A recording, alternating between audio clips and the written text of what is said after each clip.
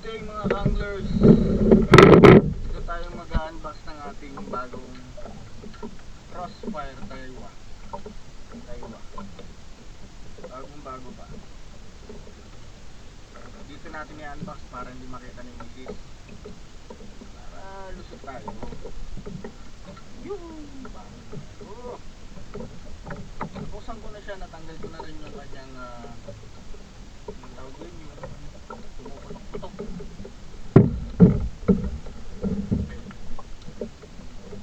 Daiwa Crossfire. Napakaganda. Wait.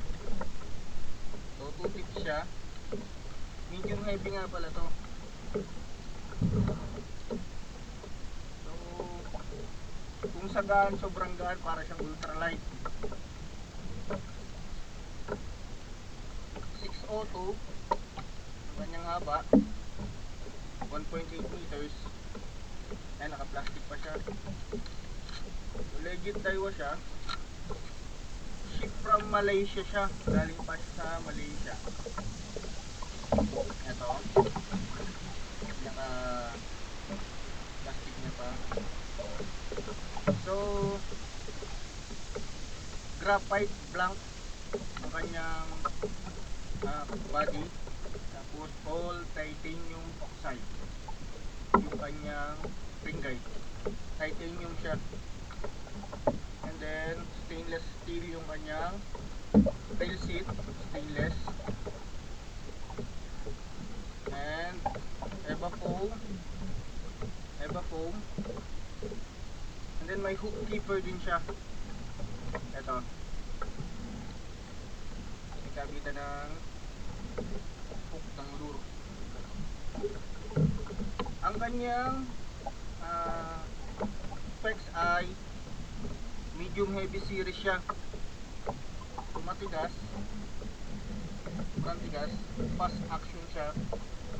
Saktong-sakto to pang boat jigging, tsaka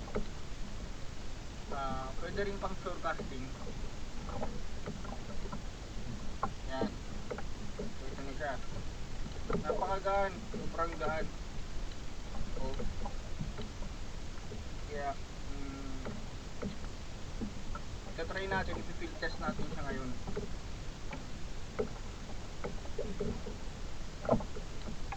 Napakaganda. Daiwa Crossfire. Ang line niya 10 to 20 pounds, 10 to 20 pounds, and then ang lure weight ay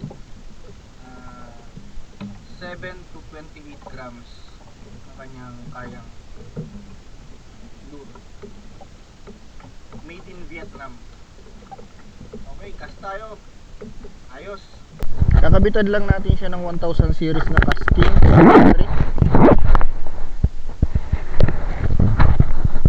Kasi para siyang ultralight talaga kung gagamitin, tapos magaan, sobrang gaan. Nasa 100, ano nga pala to, 120 grams lang siya. Kaya kung i-compare sa mga ultralight, halos kasing bigat din lang siya ng ultralight.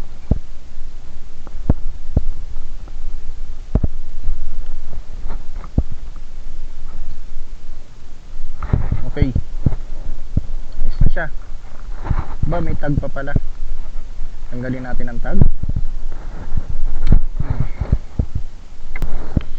Bali, ang lure na gagamitin natin ay ang Blue Sardines. Upgraded na rin ang kanyang hook.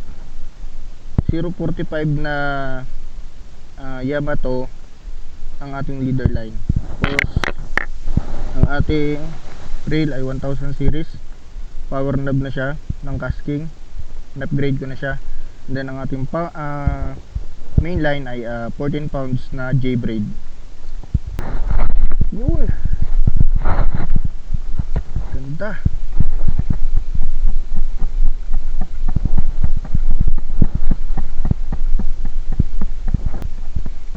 Sobrang nipis niya at saka hard, ano siya, hard type. Ramdam na ramdam talaga yung langoy ng lure. Bali 7 grams ang ating lure. 6.5 cm.